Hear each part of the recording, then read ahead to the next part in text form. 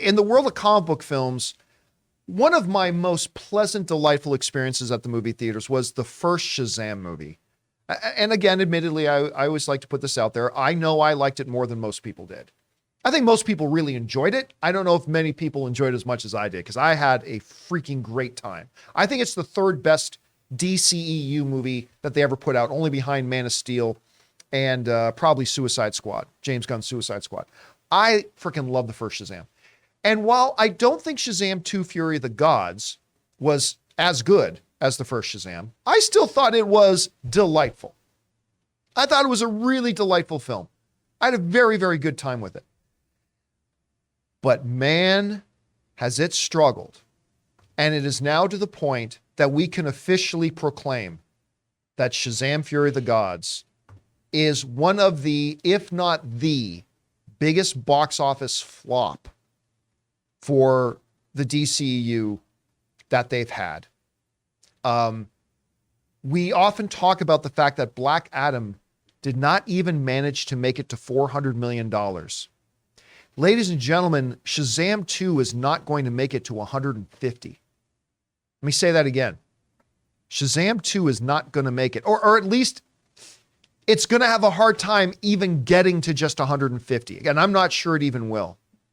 Now, to put into context, remember, we're talking about a movie here that I really like, right? So I'm not some like, let's bandwagon and trash on Shazam. I am a defender of this movie. I really like this movie. Screw everybody else. This movie should have made more money than this. But the reality is, doesn't matter if I like it. The numbers are the numbers.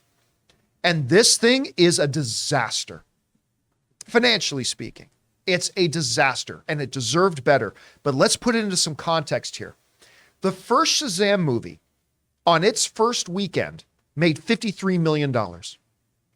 Shazam 2 on its first weekend made almost half of that at $30 million.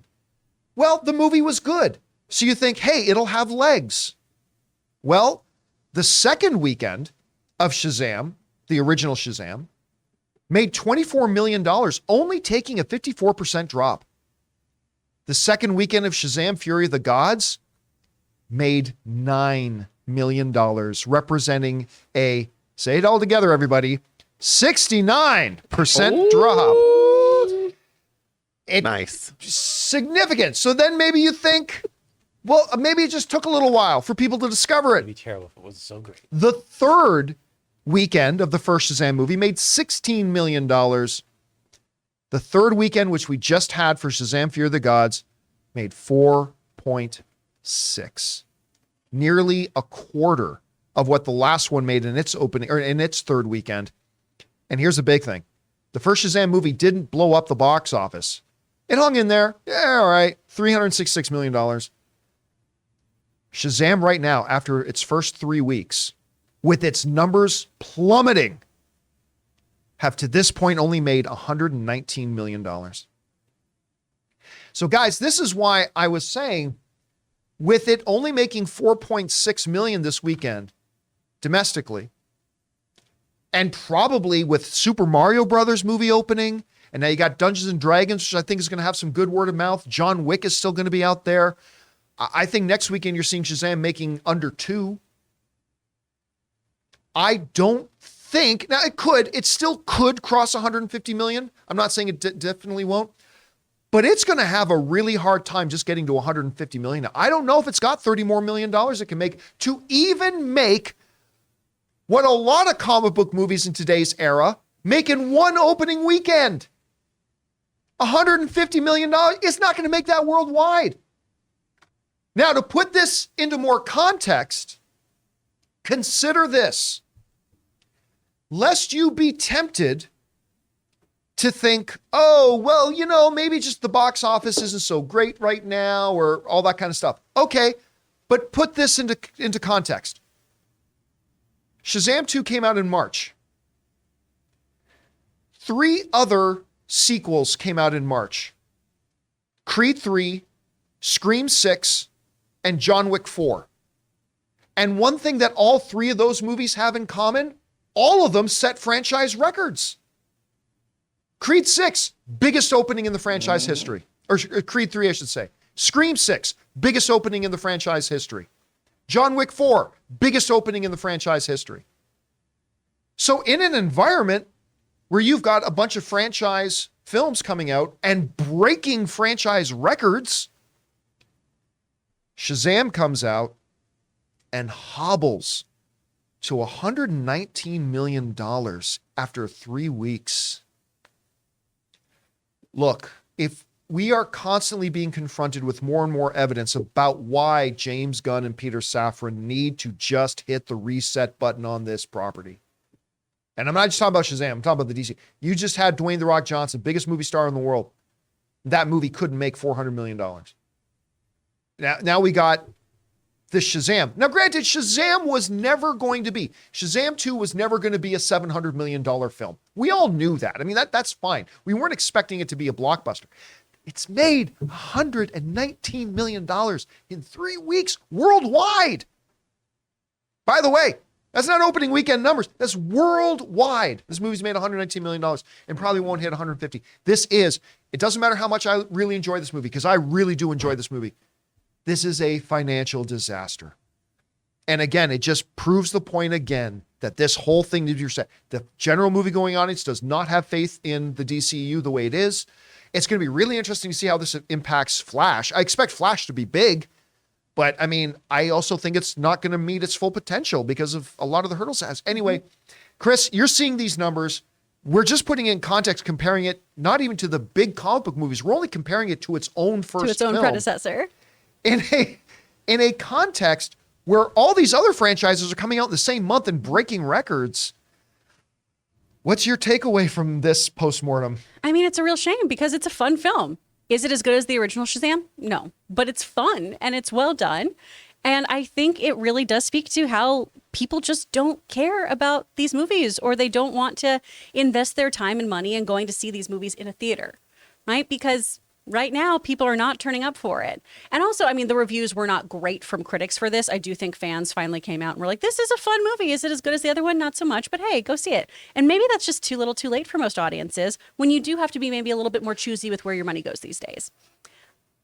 I do think too, and we were talking about this before the show started, all of the finger pointing, and we've talked about this previously on the show, all the finger pointing about why this movie isn't doing well, like with the actors and everything. Oh, it's because this cameo didn't happen, or oh, it's because of this, is also just so gross to me. And it's really turned me off to the entire situation, where it does make me even want to defend this movie a little less of, well, if everyone's acting like it's, high school politics about, well, it would have been better if so-and-so participated in the group project a little more. I just don't care. Make a good movie, do some good marketing. And I know those are sometimes Herculean feats. It can be hard to make a good movie, especially a hard follow-up to something.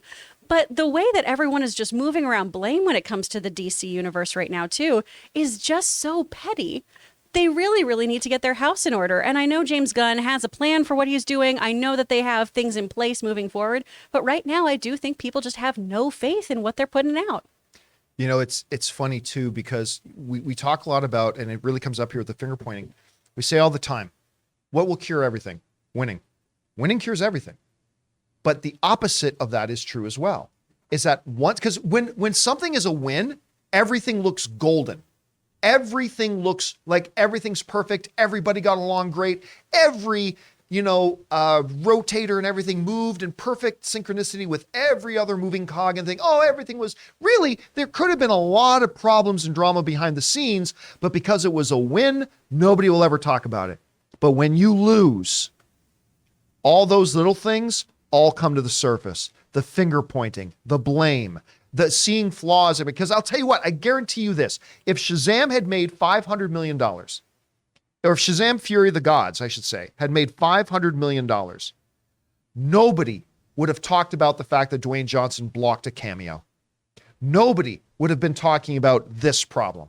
Nobody would have been talking about not good enough marketing. By the way, I don't disagree with Zachary Levi. I do think the marketing was a little subpar for it, but that ain't the blame for the whole thing. And so, yeah, man, when you lose like this, there's a lot of finger pointing and a lot of blame to go around, and it's not necessarily on one thing. Anyway, guys, question is for you. What do you think about this? I think we can put the nail in the Shazam Fury of the Gods coffin. It saddens me because I really enjoy the film, but there's no way around it. This was a disaster. And there's probably 20 different mitigating reasons why. Whatever you guys think about this, jump down to the comment section below and let us know your thoughts. We want to take a second to thank a sponsor of this video, Mint Mobile. If saving more and spending less is one of your top goals for 2023, why are you still paying insane amounts of money every month for your phone bill? Switching to Mint Mobile is the easiest way to save this year. As the first company to sell premium wireless service online only, Mint Mobile lets you order from home and save a ton with phone plans starting at just $15 a month. You guys know I made the switch over to Mint Mobile a while ago. The process couldn't have been easier, and I can't believe that I am spending less than a third of what I was spending on one of the other major carriers before. By going online only and eliminating the traditional costs of retail, Mint Mobile passes the significant savings on to you. All plans come with unlimited talk, text, and high-speed data delivered on the nation's largest 5G network. Use your own phone with any Mint Mobile plan and switch easily in minutes with eSIM. To get your new wireless plan for just $15 a month and get the plan shipped to your door free, go to mintmobile.com/Campea. That's mintmobile.com/Campea. Cut your wireless bill to $15 a month at mintmobile.com/Campea.